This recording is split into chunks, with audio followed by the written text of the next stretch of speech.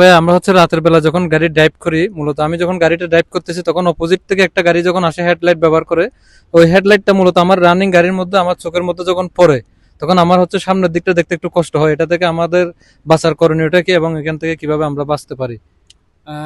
Thank you ভাইয়া, আপনি একটি আসলে গুরুত্বপূর্ণ আলোচনা করেছেন। এটা আসলে আমরা অনেকেই জানি না। আমি প্রথমে বলবো যে অনেকেই জানি আবার মানি না। সেটা হলো যে আসলে রাতের বেলায় যখন আমরা গাড়িটা ড্রাইভ করব, আমার ভাবতে হবে যে আমার একজন চালক ভাই সে ঠিকমতো গাড়ি চালাইতে পারতেছে কিনা, না আমার গাড়ি চালানোর ত্রুটির কারণে তার চালাইতে অসুবিধা হইতেছে। এই বিষয়টা আমার আগে মাথায় রাখতে হবে। এইটা সব চালক ভাইদের এইটা নলেজে রাখতে হবে, খেয়াল রাখতে হবে যে অবশ্যই আমার গাড়ির লাইটের আলোতে অন্য চালক ভাইয়ের চোখে এই রশ্মিটা পড়ে কিনা। যদি অন্য একজনের চোখে আমার গাড়ির হাই বিমের আলোটা যদি এই রশ্মিটা পড়ে, তাহলে অবশ্যই সে কিন্তু একদম চোখে ঝাপসা দেখবে। চোখে অনেক সময় আমরা হঠাৎ করে যদি কেউ হাই বিম লো বিম দেয়, অপোজিট পাশের গাড়িটা যদি কাছাকাছি থাকে, তাহলে ও কিন্তু একদম চোখে ঝাপসা দেখতে পায় না। তখন আমরা অ্যাক্সিডেন্ট হওয়ার সম্ভাবনাটা বেশি থাকে, কারণ আমি তো তখন সামনে কিছু দেখতে পাচ্ছি না রাতের অন্ধকারে। একটা তো এইটা আগে অনুরোধ করব যে সকল চালক ভাইরা অবশ্যই রাতের বেলায় লো বিমে গাড়ি চালাবেন। হাই বিম, লো বিম অথবা আপার ডিপার, আপনারা যেটা বুঝে নেন।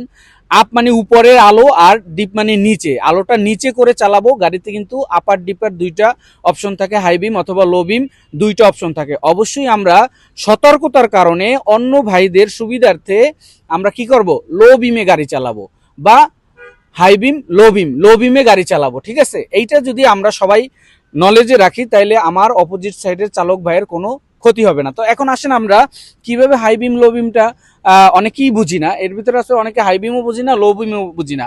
আবার আমরা অনেক সময় দেখি লোকাল গাড়িতে ওই হাই বিমই দেওয়া থাকে, কিন্তু সোয়ার লো বিম করতে পারে না, কারণ গাড়ি পুরন ভাঙাচুরা, ওই গাড়িতে যেভাবে দেওয়া আছে সেইভাবেই চলতেছে। কিন্তু ওইটা তো অন্য চালক ভাইদের একদম চোখকে কি করতেছে, রোশনিতে অন্ধকার করে দিচ্ছে, তার চোখের ক্ষতি হচ্ছে। এইটা আমরা অবশ্যই গুরুত্বপূর্ণ ভূমিকা রাখবো এখানে, সবাই এটা মাথায় রাখতে হবে। এক নাম্বার দুই, এখন আমরা দেখবো যে আসলে এই যে গাড়িটা আমরা হাই বিম লো বিম দিয়ে দেখাবো, যে আপনারা সামনের দিকে যান। এই যে আমি লাইট দিচ্ছি, আলো দিলাম, আলো দেওয়ার পরে এইটা কিন্তু একদম লো বিমে আছে। আমরা যদি সবাই লো বিমে গাড়ি চালাই, এটা কিন্তু অপোজিট সাইডের চালক ভাইয়ের চোখে লাগবে না। এক নাম্বার দুই, এটা যদি হাই বিম দিই, এই যে দেখেন হাই বিম দিলাম, আলোটা একদম উপর দিকে উঠে গেল। এখন কিন্তু অন্য অপোজিট সাইড ভাইয়ের চোখে লাগতেছে পুরা। যখনই চোখে লাগবে তখনই সে চোখে দেখতে পাবে না, তখন সে দুর্ঘটনায় পড়তে পারে, রাস্তার পাশে পড়ে যেতে পারে, আইলেনে উঠে দিতে পারে, বা সামনে অন্য কোনো গাড়ি থাকলে সেটা মেরে দিতে পারে। তার মানে তার জীবন ঝুঁকিপূর্ণ, কারণ আমার কারণে, আমি যদি হাই বিম দিয়ে রাত্রে গাড়ি চালাই। এখন আসি যে হাই বিম আর লো বিমটা আমরা কখন ব্যবহার করব। সেটা হলো আমরা সচরাচর নর্মালি ড্রাইভ করতে থাকবো। এখন যদি আমি রাস্তায় আমি যখন দেখতে পাবো না, তখন আমরা হাই বিম দিয়ে ব্যবহার করব।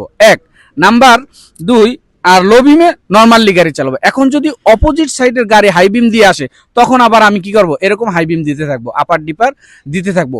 ওই চালক যদি এটা জানা থাকে বা জ্ঞানী হয়, তাহলে এই সিগন্যালটা দেখে তার আলোটা এই হাই বিম থেকে লো বিমে করে দেবে।